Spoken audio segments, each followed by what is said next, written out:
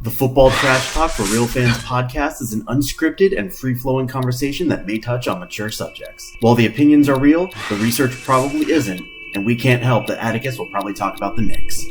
And here we go. He trucked dudes. It wasn't just in a preseason game. He did it pretty consistently.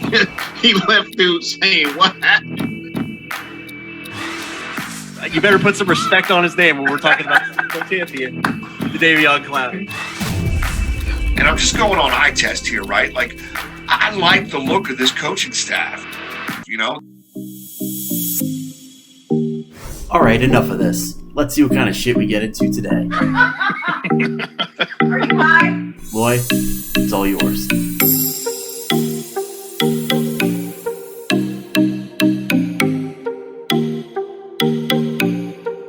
So this is a weird Wednesday night, getting together. Been trying to listen to podcasts, see some tips, some pointers, see if we can get better. I mean, if there's ever a guru, it's probably Joe Rogan. You know, he's had, the most lasting podcast going, I think. I'm not sure there's anybody. That's why I'd have to dig into that. But, I think honestly, Adam Carolla is up there too. He's got a one that's randomly been around a long, long time. I think Carolla actually is the one that got Rogan into doing it, because they did that Man Show together for a little while. Joe Rogan was on the Man Show? Yeah. I don't remember that. I remember when it was him and who's the guy that he's got his own talk show now? What the fuck? Jimmy Kimmel. There it is. Yeah, I remember when it was Kimmel and Carolla. And the old guy that played the organ. I remember that. Oh, we got a special guest right behind you. Yeah. My fine.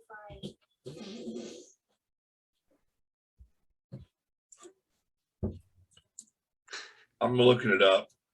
It wasn't a Man Show, but there was like a pre-Man Show that kind of had the same thing going. Yeah. No, Joe Rogan was on it. 2003, 2004. I don't remember. I must. You know what? I don't think I was watching the Man Show. Like I remember watching the Man Show in high school, so I'd have been like late '90s.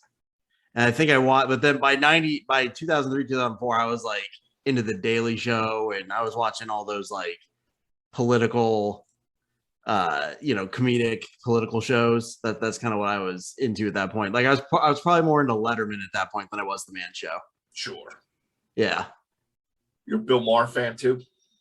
Yeah, to an extent. Sometimes he goes off the rails a little bit for me, but yeah, no, I watch him. I like Bill Maher. He's funny. Number one. He's funny as hell. I don't care what you try to align yourself with. Like he's funny. So let's just keep it like that.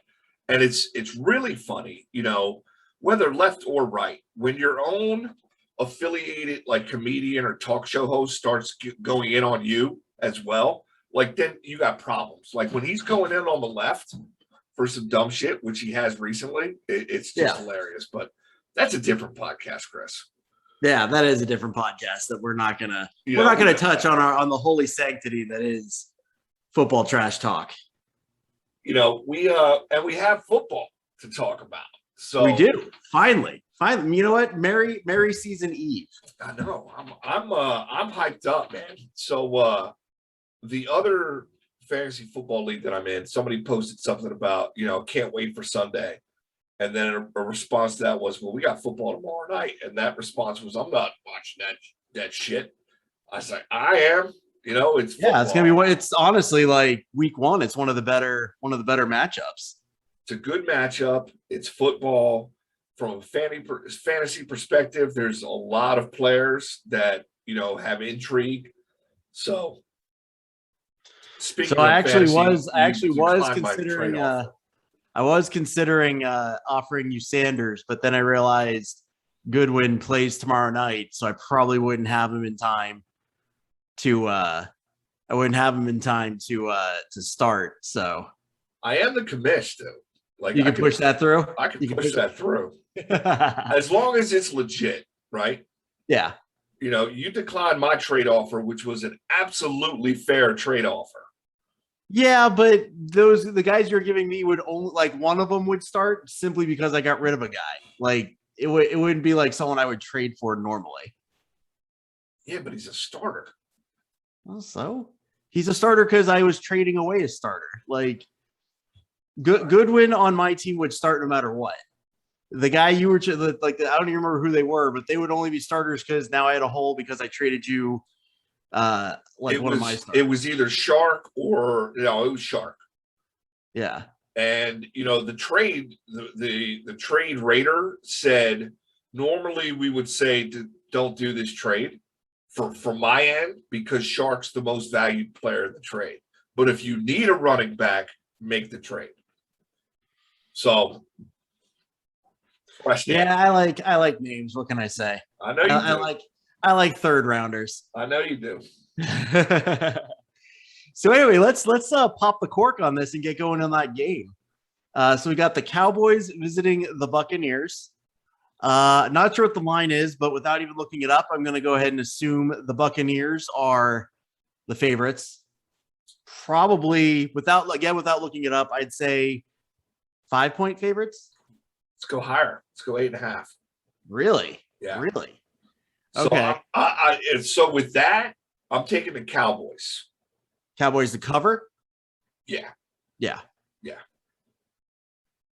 And then the over-under is 51.5.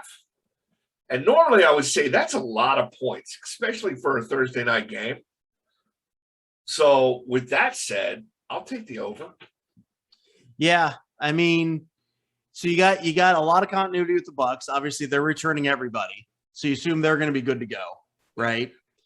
And Dak, you got Dak back on the Cowboys, and they were prolific on offense at least before Dak went down. They're good for 500 yards and 35, to 40 something points. So, yeah, I mean the overs. Shoot, one of these teams are going to get close. Like the Buccaneers alone can get close to the over by themselves. They'll get you over halfway there. So, I mean, I just, I know I can't think of the guy's name now, but I know Dallas drafted that linebacker out of Penn State with the first round pick. But other than that, Parsons. But other than that, I still think their secondary is a little weak. I just don't see them, for everything I would say about the Browns, right? Like everything I would say where, okay, the best time if you're going to win a game as an underdog, it's week 1 on the road before everyone, has time to kind of knock the rust off, so to speak. Yeah. But when Tom Brady, he's probably had this team ready to play this game for 3 weeks. They're under the bright lights. They're at home. Are they unveiling the banner at this game? Is this the banner unveiling? I mean, wouldn't you? Thursday night, kickoff season. Thursday night, eyes of the world on you. Yeah, I mean, there's just gonna be too much hype. We don't know what Dak's gonna be like. Like, he's cleared to play, but there's still some shoulder issues there. And I'm still not sold on Mike McCarthy being the right fit for this team.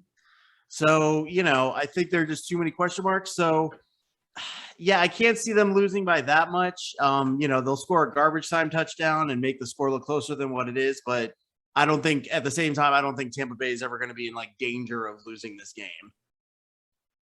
I would agree with you, right? The only question mark I have for Tampa Bay, everybody's talked about it. They're returning all 22 of their starters. One of those is out. So, and it's a pretty big one. It's a free safety Whitehead. He had a pretty good playoff run, as that defense finally started gelling together, and that might be an interesting missing piece. I don't know what their second, the second string, never heard of him, Chris Cooper.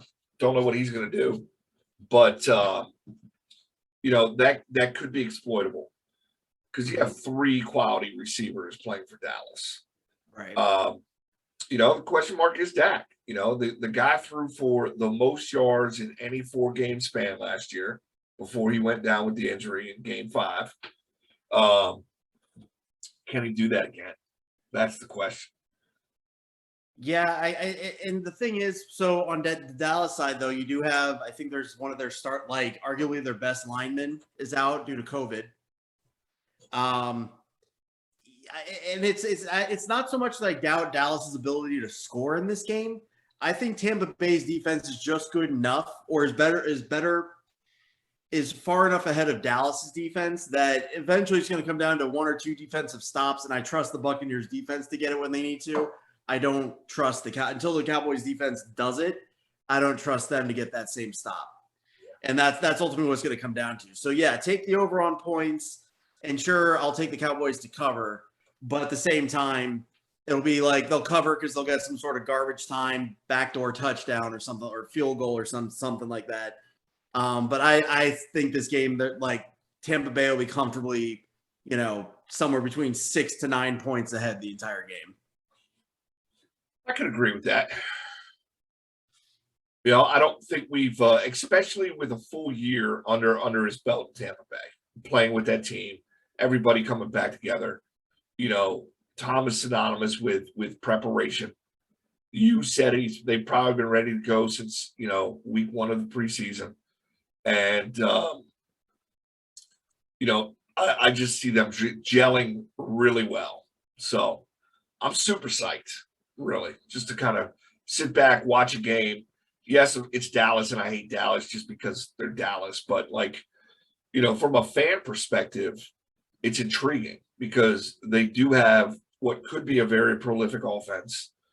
And, with a couple questions, I agree that they, even their linebacker core, right? They drafted Parsons. They also had that sneaky draft pick, Jabril Cox, right? They snuck in and got him too. He's not starting, but Jalen Smith isn't starting either. And Vander Esch, they didn't extend. So, is there a reason for all that? Maybe they don't have the money to make that kind of decision right now. He's been injury prone. So, linebackers and secondary, question marks, big time. Well, and they do have some question marks on offense too. How's Zeke going to bounce back? The last couple of years, he's been, better than average, I suppose, but he hasn't been what everyone expected him to be when he, what he showed the first couple seasons. He does, I think you made the comment before, I think it was during the Hall of Fame game, you made the comment that he looks cut, looks in shape, which is a good sign. I don't know, man. The thing about the Cowboys is it just seems every year there's, and obviously injuries you can't help, but there just seems like there's a distraction. Zeke's getting into a fight with a parking attendant. There's just something like that every year with this team. And I just, they don't, they're not mature enough to go and win this game. That's just what it comes down to for me. And like you said, not even looking past all the question marks. By the way, what happened to Vander Esch? He was a stud 2 years ago, right? Injuries. Yeah. I mean, that's it. When he's the second coming of Sean Lee, right? Sean Lee was a monster linebacker. I did not like him on the other side of the ball against the Eagles twice a year whatsoever. Never really wished injury on anybody, but if it so happens that he's injury prone, I'm not gonna be mad. Kind of sucks. He's a Penn State guy. You don't ever seeing that with Penn State guys. But Leighton Vander Esch is the same deal, right? He had a very similar, he came out that rookie year, kind of like Zeke did on offense. Zeke ran for 1,600 yards his rookie year. Vander Esch came in and was just a monster and looked the part, right? He was scary looking. He's a big dude playing linebacker, and he's a ball hawk. And then he just injuries. And I think it was a back, right? And that's probably, in my estimation, that's probably the worst injury for football players, right? Obviously there's the ACL, but the ACL is not the death sentence it used to be 20 years ago, right? Right. People come back, and modern medicine is pretty fucking cool. Right. and they figured it out. You can't figure out backs, man. Yeah. Once your back starts going, it's not a good thing. So, interestingly enough, did you know outside of running backs, linebackers have the shortest average NFL career? So it kind of brings me to my a question I want to ask you. Based on their playing styles and everything else, we've already kind of touched on Micah Parsons as I think he was a good draft pick. Dude seems real aggressive, but who do you think ultimately goes on to have the better career, him or JOK? Barring injury. No, everything included, because I'll give you my answer. And this is going to sound a little bit like a homer pick, but I'm going to say JOK simply because the type of linebacker he is and the way I think the Browns are going to use him, he's not going to be in line for as many injuries. Okay. I think, Micah Parsons is going to be the dude that tweaks something, right? So longer career or better career? Well, I mean, okay, so I guess it depends on what you consider better. Like if Micah Parsons, let's just say, has a Van Der Esch career where he lights the world on fire for the first 2 years, and then something happens and he's not the same for the rest of it, versus JOK, who maybe is above average linebacker, but he ends up playing, he's a solid linebacker for the next 8 years as opposed to 3 or 4. Which would you rather have? I mean, I'd probably like to have a solid linebacker for 8-9 years, right? Penn State linebackers haven't, in recent history, they've had some studs. Sean Lee, LeVar Arrington, they have not lasted long. I mean, Sean Lee lasted a while, but that's simply because he just kept coming back from injuries. Yeah, I can't think of the last time Sean Lee played a full season. And going to Van Der Esch, because I got it right here. He his rookie season, he had 140 combined with 102 solo tackles, right? Played in 11 games. Or started in 11, played in 16. 2019 played in 9. 2020 played in 10. And his production was basically cut in half. So when he was playing, he was still playing at that level. He just wasn't playing a lot. He missed half the season 2 years in a row. So right. That's what he's coming into. And I guess that's probably why they didn't extend him. Why would you? You're not going to take a flyer on the option right now. Right. So back to your question. I'm going to sound like a homer. I'm still going to go Micah Parsons. I wanted him so bad on the Eagles. I like his story. Like his family's been Cowboy fans his whole life. He wanted to go to the Cowboys. He went to the Cowboys, right? But he was a Pennsylvania dude, and he went to Penn State. Traitor. But, he's a phenomenal athlete. So I think he's going to have a better career. I think, it wouldn't surprise me I just think the style, just the way I'm saying, although JOK, he did okay in preseason. He the first preseason game, he had something like 11 tackles and three behind the line of scrimmage. He kind of lit it up, but we'll see. I mean, it all comes, I think, just by the way they're talking about using him, kind of more of a hybrid defender that's going to drop into coverage as much as he's going to rush. I think that's going to extend his career because he's not going to be taking the same kind of pounding that Micah Parsons is.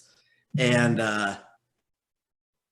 I think on defense, we have some solid players. So for the Browns anyway, having him be solid for 8-9 years is more valuable than having him amazing for 3 and then getting injured.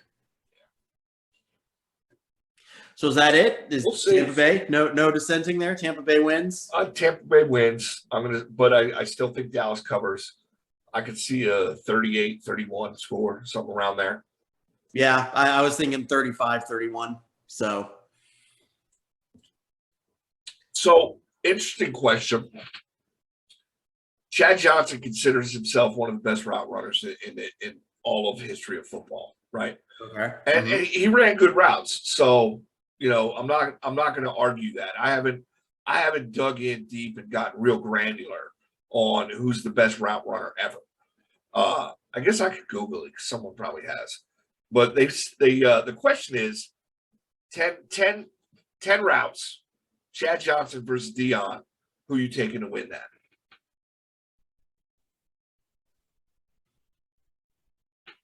Deion.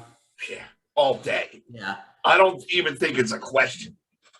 Because Deion, like, if Deion's easily one of the top 5 best defensive backs ever, right? Yeah. If not, like, probably top 3. If I was like really, if we were really just weigh him out there. So if he's top 3, I don't consider Chad Johnson. Like, I don't even know if even if you consider him the best route runner, I don't know if I consider him in the pantheon of wide receivers. I mean, I can think of, let's see. I mean, Rice, Brown, Moss. I mean, you can go through the list. Megatron. I can think of, like, I don't know if is Chad Johnson a top 10 all-time wide receiver? Well, as far as power ranking the NFL's best route runners, let's see where they rank them. They got some crazy names on this list. I'll run it down here in a second. I'm just seeing if I can find him. Nope. He's not even in the top 25. Oof. Calvin Johnson's number 1. Yeah. See, Calvin Johnson versus Deion, that would be I feel like I go Megatron on that, right? Because he's got the height, and I mean, Megatron used to get, like, routinely, like, they would just stick, they wouldn't even disguise it. They would just stick 2 guys on him. So, like, I feel like Megatron wins in a best of 10 against Deion Sanders, but Deion Sanders, I don't even think it would be, like, I don't even know if it would be close. I think it would be like 7-3 or something like that. They rank Deion number 3. Rod Woodson number 2. Ronnie Lott number 1. Really? Okay. That's interesting. Where, just out of curiosity, where was Revis? Because those 3 names I had thought of when we were talking about DBs, I don't know if I necessarily had them in that order. Revis is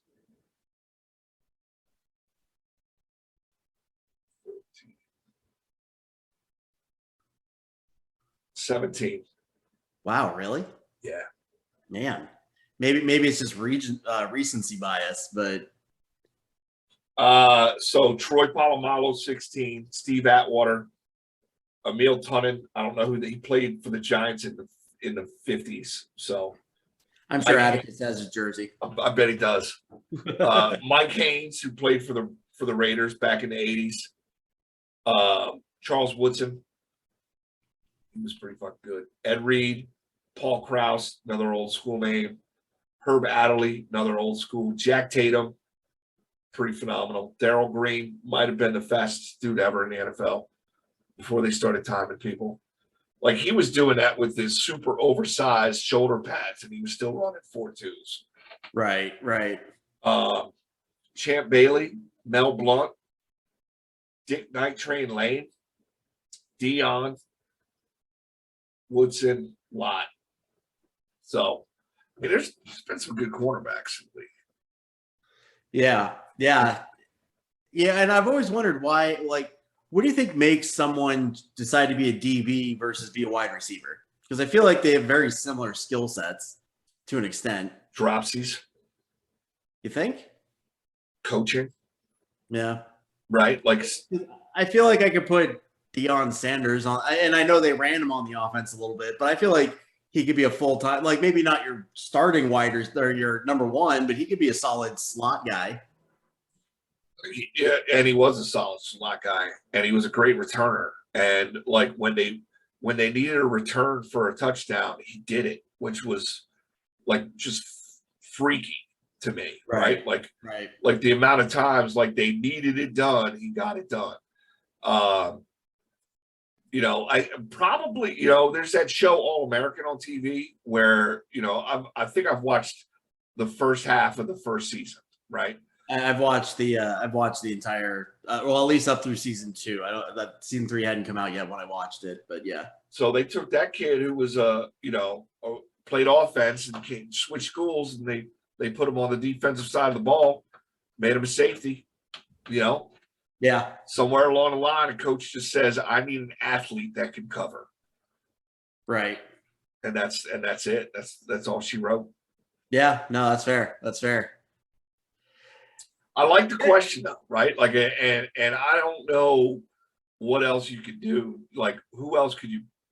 Okay, Zeke Elliott versus Micah Parsons in going through the hole. Kind of reminds me of Bo Jackson and Bosworth, right? Who's going to win that matchup? Right. 10 out of 10 times, Bo's winning that matchup. Right. He trucked Bosworth. Hard. Like, it was horrible. Yeah. Yeah. I was a huge Bosworth fan. Bosworth, he went to school in Oklahoma? Where did he go to? Went to Oklahoma, played like a wild man, and roids and whatever, even though he'll still deny it. He's like, I took him under doctor's order, right, to heal faster. That was his thing. But like he had reckless abandon with his body. So by the time he got to the NFL, his body was shot. And like, you said it earlier, linebackers number 2 behind running backs. Like, what's your job? Your job is to run full speed into a guy coming the opposite direction, running full speed, right? Like, that's where the collisions happen. Safeties kind of get thrown in there too, but like the impact is not as great as it is with the linebackers. That's their job. Right. And the running back's job is, I'm going to run through you. Well, in the safeties, it's a little bit different because usually when you see a big hit from a safety, it's on a receiver that might not, that the receiver's like in the middle of turning, or safety usually has an angle. He's not hitting dead on to the receiver. Yeah. And plus, receivers, generally speaking, are going to be like there's not as much to a receiver as a running back. Like, you don't got a wide receiver in the league right now with Saquon's thighs. That's just not a thing. It'd be kind of great if it was, but it's not a thing. So, what are you most looking forward to with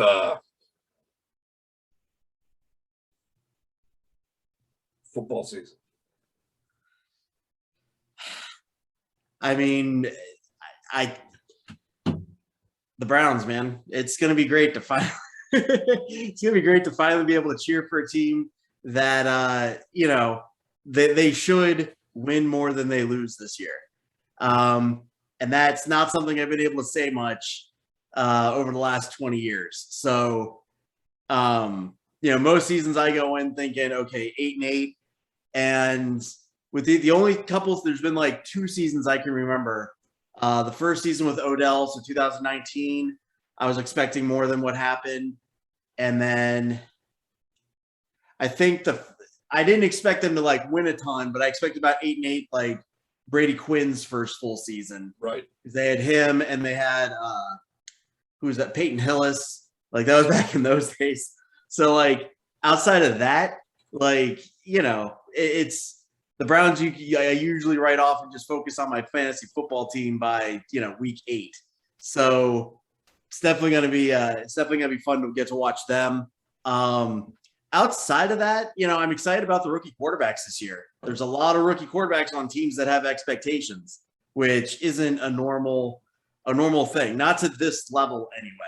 So you got Trey Lance on the Niners, and they're expected to make some noise. And although he's not the starter yet, not a lot of people are saying he won't supplant Garoppolo at some point. You got Justin Fields on the Bears, and again, not expecting a ton from the Bears, but they were a playoff team last year, and plus you got Nagy kind of on the hot seat. So who knows what happens there? And even the ones like Wilson, I think he's going to be fun to watch on the Jets. Trevor Lawrence on the Jaguars. It's going to be fun to see. I mean, we'll see what happens. I'm even interested to see Sam Darnold in Carolina. Yeah. outside of New York, outside of the press, kind of no pressure. What's going to happen? I'm pretty excited about that. Does he have a receiver to throw to out there, though? Let me see what their depth chart looks like. Like, I know there's one, I can't think of the guy's name, but there's one Carolina receiver, I think, in the top, 40, maybe. DJ Moore. Yeah, DJ Moore, he's up there, but. DJ Moore, Terrence Marshall Jr., Dan Arnold at tight end, Robbie Anderson. Robbie Anderson's decent. He's sneaky good, yeah. And they actually played together for the Jets. So yeah, that might be something to watch out for. And of course, he has the ultimate bailout pass to run CM McCaffrey. So Christian Mick. And they got Chuba Hubbard backing him up. And that rookie running back might be somebody to watch. Everybody's talking about Javonte Williams with the Broncos and, what's his name? Michael Carter with the Jets. Those are the two that they're talking about. Well, Najee Harris too, but I don't like talking about the Steelers too much. Anyway, but Chuba Hubbard's someone to watch out for. Keep an eye on him. What are your thoughts on Gainwell on the Eagles? It's gonna be interesting what kind of run he can get. He's third, right behind Boston and Sanders. Yeah, they got Boston and Sanders, and they signed Jordan Howard to the practice squad. Yeah. Oh, speaking of practice squads, you see that Le'Veon Bell got signed by the Ravens? We'll see. We'll see what happens. He's on the practice squad for now. Yeah. I don't think he made the depth chart yet. No, because the Ravens still have Gus, obviously, and then there's another guy who Tyson Williams. And apparently they're pretty big on both of them. Like they're pretty secure in having them.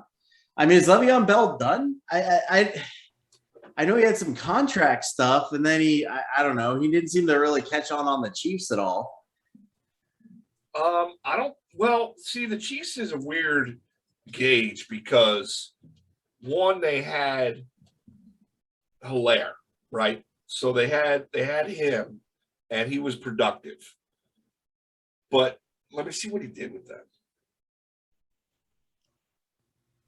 When he came to them towards the end of the season, played in 9 games, averaged 4 yards a carry. I mean, nothing crazy. He had 13 receptions, 99 yards. He only scored 2 touchdowns. So it's a long way away from where he was. He's only 29 years old. Yeah, well, Gurley's only 28. Yeah. But Gurley's got knee issues. Like, I can't figure out what happened to Le'Veon Bell. Gurley for a while last year was a top 6 running back in fantasy anyway. With the Jets, he just didn't play well, but it was the Jets. Right. Who played well for the Jets? Frank Gore? Maybe. Right.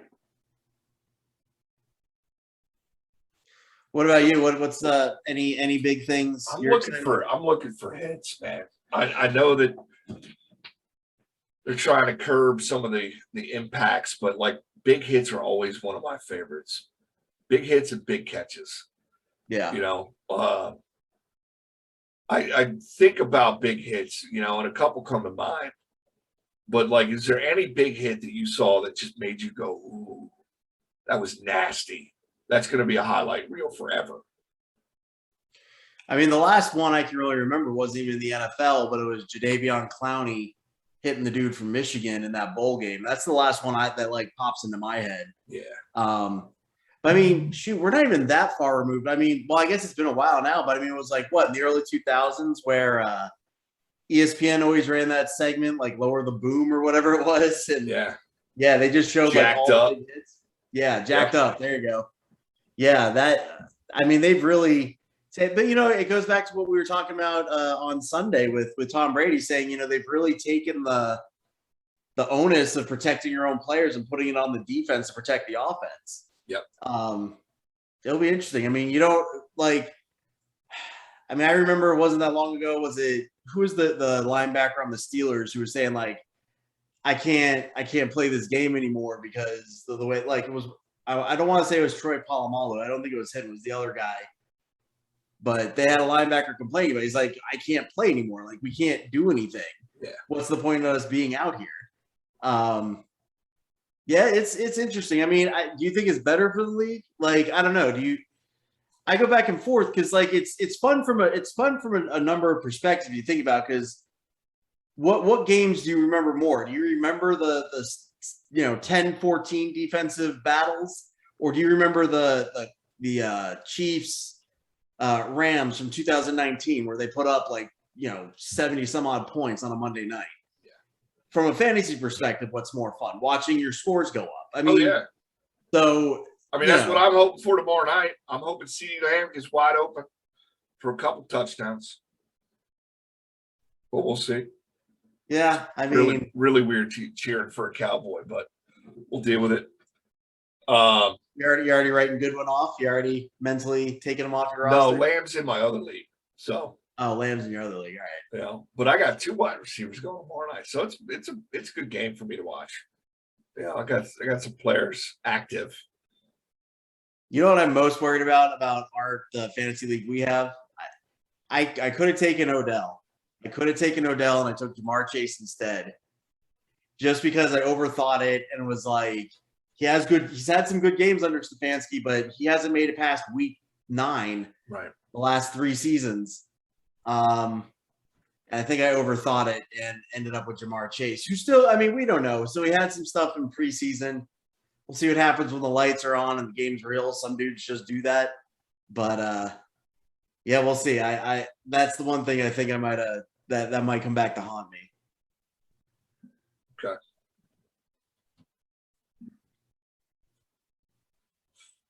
It might, I mean, I stayed away from Odell. So, yeah. It's just one of those things where who else did I stay away from? I stayed away from Odell. I stayed away from Mike Thomas. I stayed away from Will Fuller. What else did I stay away from? I was eyeing Mike Thomas. If he would have dropped another round, I might have taken and stashed him on the bench to see what happens. If he made it deep, right, where there weren't other players that I thought were going to play better, I would have taken him. But someone took him for me too early. Right. Yeah. Now it might be a game changer for somebody come second half of the season going into the playoffs. So which of your fantasy teams do you like the best? Which league? I'm at 4, so it's hard to say. That's too much for me. I can't do that much. 3's my limit. I think I like my team that I have in our league with the sole I'm behind the 8 ball right out the gate. My third and 5th round now. It's my number 2 and number 3 running backs, but both are gone for the season. So that's a hurt piece. I think I make up for it on wide receivers. And if something weird happens with running backs, we'll see. Damian Williams was a good running back back at Kansas City. Then he sat out last year after he signed with Chicago. So, yes, they have their main guy, but Damian Williams might supplant him, man. We'll see. It's a risk. Yeah. But we'll see. So the one other thing I want to talk about tonight is, we've been kind of kicking around that idea of a what if podcast. Yep. So what if the Patriots had drafted Megatron or something like that? Some sort of, what if this great NFL player would have ended up on a different team? And I really like that idea. It's going to be a lot more in-depth stat-wise than what we do for this podcast. We'd actually might prepare or something, maybe bring up a web page or something to validate what we're talking about. But yeah, I'm really kind of interested in putting something like that together. If you're out there and you're listening, you think that would be fun to listen to? I mean, I don't know if we could make it an hour talking about that type of stuff, but yeah, I'm really interested in trying to put something like that together. Like just we just get together on a Thursday night, maybe put little half-hour bits of what if this player was on this team or something, or even what if Dez caught it. Like that would be fun. Like that's a good one. What if What if Romo didn't fumble the extra point or the field goal? Right. What? That's a great one. Yeah. So I'm game to get that going whenever you want to. I'd like to get one other like I like Atticus on this podcast. If he wants to do the other one, by all means. But I want to get someone that can consistently kind of get on here with us. I mean, let's just do guests. I think that's the key, is to get people in here, not really plan the conversation. And, you and I talk about a lot of different ideas of what we could do in podcasts, right? And like, not really have a game plan. Let's say we brought Gorky in, right? Like, we know we're going to talk about the Jets a little bit. We don't know where the conversation is going to go, but, just throw it out there. Like, we were thinking about this. What do you think, right? Like, what's a what if you would do? What if Sanchez didn't butt fumble the ball? Right. Things like that. We just throw at people out of nowhere. I saw on the page earlier that I guess he's in the group. Matrix. He's a pretty popular local comedian guy in Philly, and he does videos for the Eagle games all the time. Like he's talking on the phone to somebody. I'm sure you've seen a video or two of his. Yeah. But he posted his most recent video to the page. So does that make him a member? It'd have to be. Yeah, if he's posting it directly too, yeah, that's got to be him. So I would love to get him on. Were there those other guys that seem to do like some sort of Washington-based podcast on our page? Yeah, there've been a couple times. Like I haven't seen it recently, but there are some. They actually have like kind of a professional setup. I'm kind of. I don't know.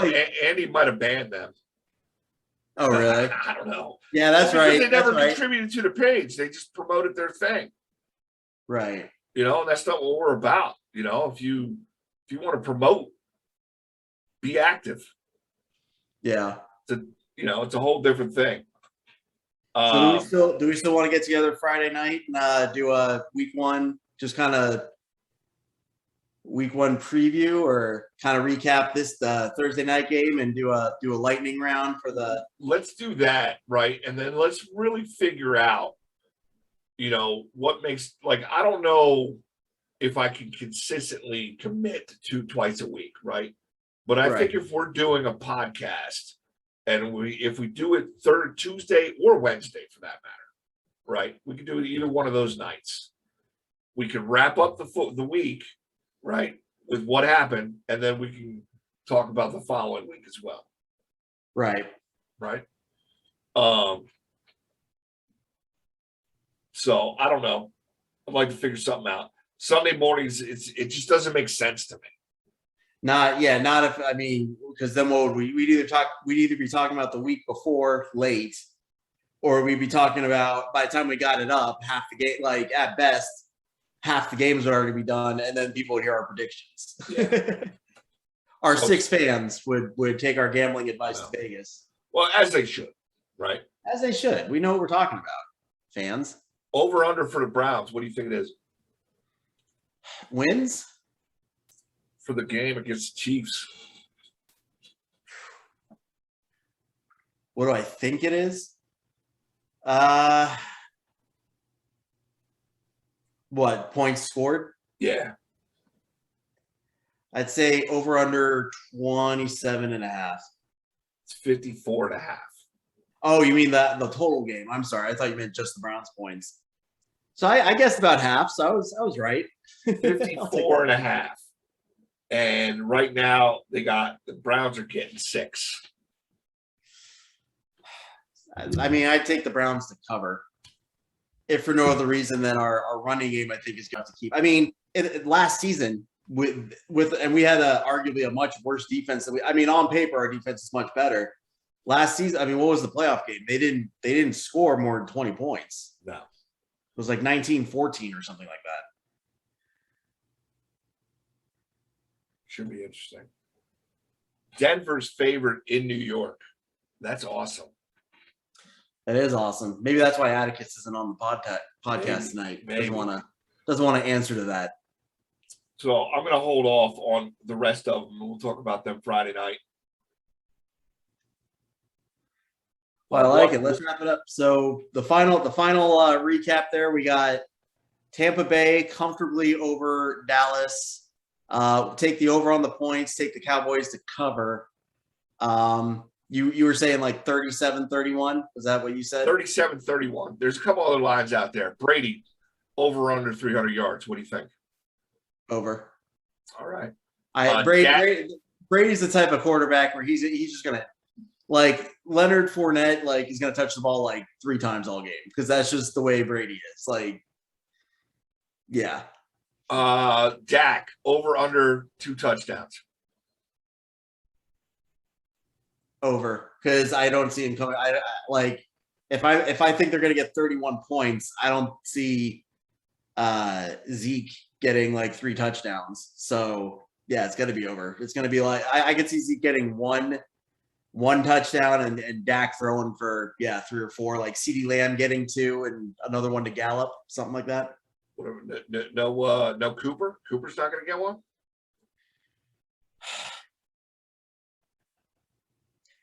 Cooper's got like for the number one. Like, is there a more like forgotten about number 1 receiver? And he claims he's the best receiver in the league.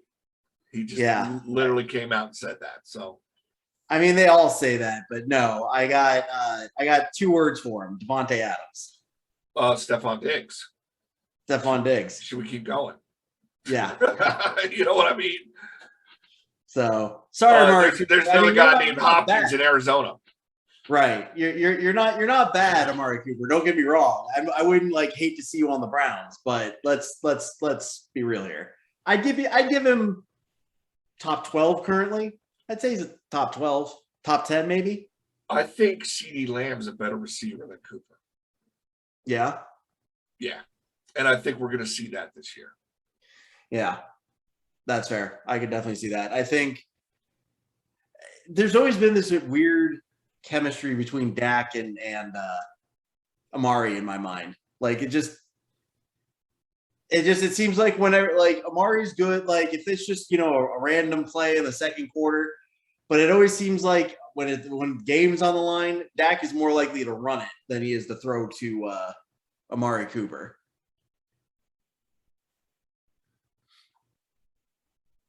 Agreed. Like I can't think of a single game. So this is Amari Cooper's what, 3rd year in Dallas? 3.5? Like he's been 2.5 seasons in Dallas already? Let's look it up before we close it down. Yeah, if he's been there 2, and I can't think of a single game-winning play that he's had. Like he's gotten his yards, he's gotten his touchdowns, but I can't think of like anything that happened in like crunch time.